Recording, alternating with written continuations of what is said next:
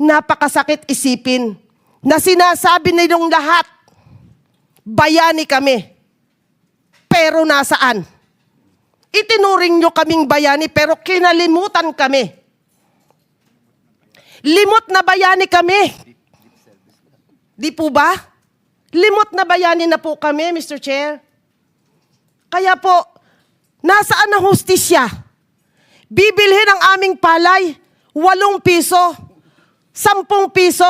Kumain ka sa Jollibee, kumain ka sa McDo. Magkano ang isang kakapiranggot na kanin? 25? Kung isasain nyo yung 1 kilo, gaano karaming 25 pesos yon? Hindi po ba, Mr. Chair?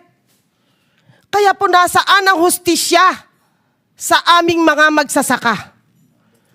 Nakita namin at talagang naramdaman. Ngayon lang nangyari ito. Yung presyo ng palay na mas mura pa sa presyo nung pagkain ng hayop. Ang nakikita ng mga magsasakang Nueva Ecija ay ang mga polisiya na tulad nito ay anti-farmers.